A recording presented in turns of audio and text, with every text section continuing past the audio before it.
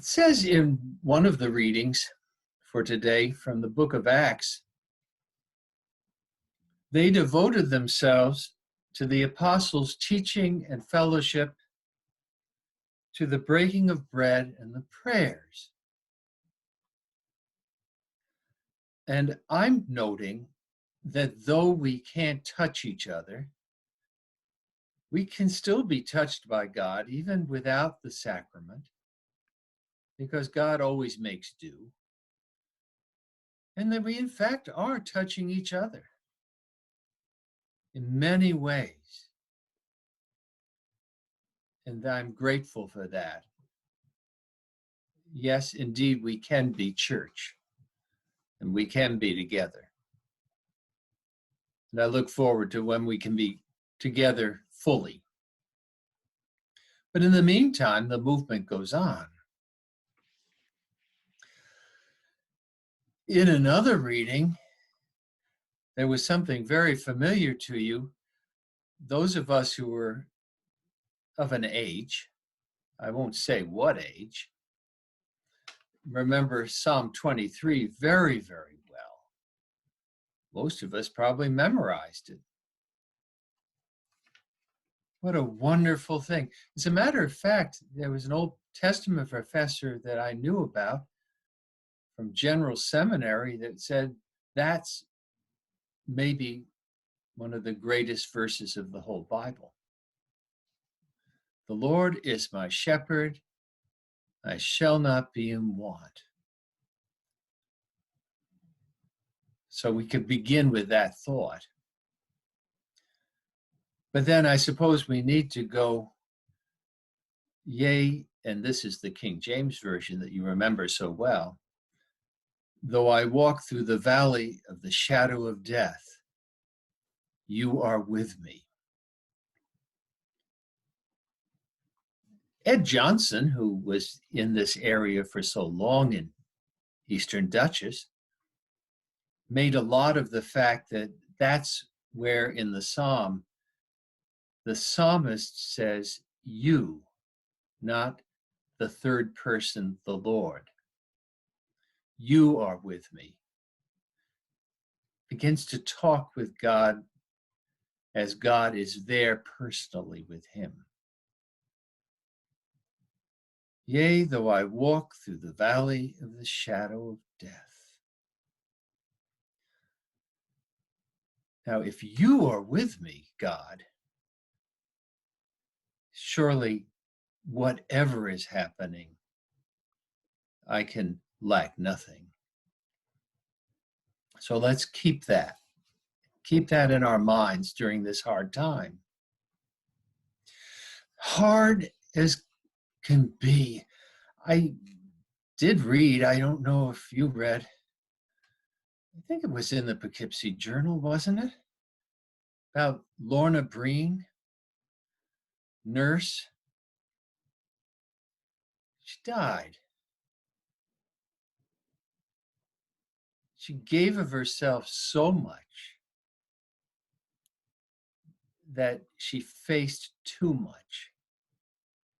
And even though her parents got her home, she just couldn't take it anymore. And she died. But don't for a minute think that God wasn't with her and that God isn't with her. There is no such thing as a death without God. And God loves us in our death. But she did die. Lorna Breen. I also listened to, I don't know if you know the show Fresh Air on public radio. Listened to a very long interview with a person named Don McNeil, who writes over many years about infectious diseases and what they do in cultures. And he looked in a very unvarnished way on what's going on. And let's not forget that this isn't going to be easy. There are some who are trying to anticipate how easy it could possibly be and pushing the envelope. You know about that. This fellow is saying, don't push it too hard because you know what's going to happen. We're going to go back and forth for a while. We're going to become a little freer, and then we're going to be back to being restrained again. And this disease is going to keep coming and going for a while. It's not going to be a quick coming together in any safe way. So we are traveling in a very dark place. Let's not forget that. And yet, we shall not be in want. God is with us just as God is with all people who suffer. And you heard it. Let's do it again with me. It's a credit to you if, being aware of God, you endure pain while suffering unjustly. There's nothing just about the coronavirus. If you endure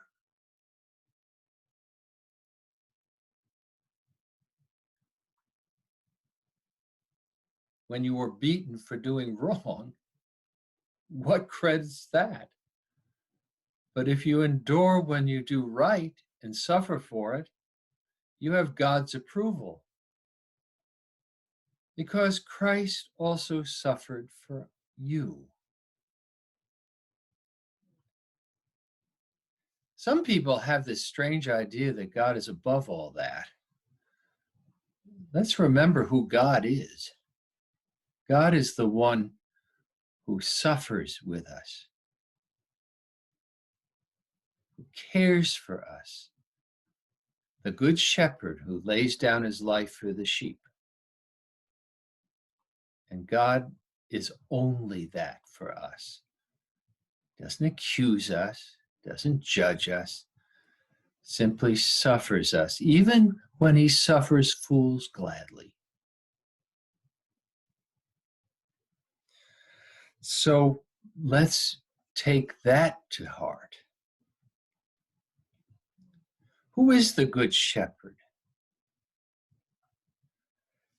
Who do we trust? How do we see Jesus? There are a lot of people who see Jesus in a lot of ways, aren't there? I think we Episcopalians have a couple of things going for us. One is that, well, shall we call it balance? We don't knee jerk a lot. We take Jesus as 2,000 years have presented Jesus to us. We don't go off half-cocked.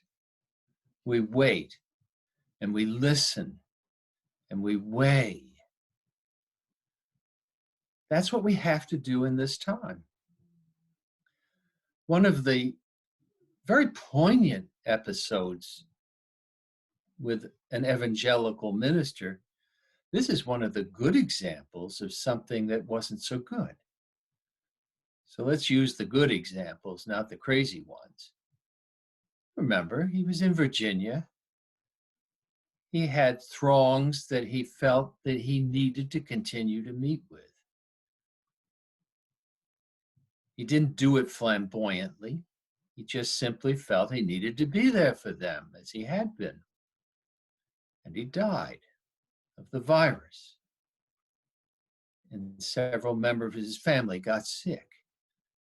And many people of his congregation got sick. Well, we just aren't going to do that, but in no way should we judge him. But who do we listen to Well, first of all, let's listen to our own sane people. I'll talk to you a little bit more about that this week in Road to Damascus about what our bishop is saying. And let's also remember, though, that this isn't just a balanced church. What did someone say once in seminary? I remember that. Yes, the church is a teaching institution, and that's the balance thing, with room for explosions.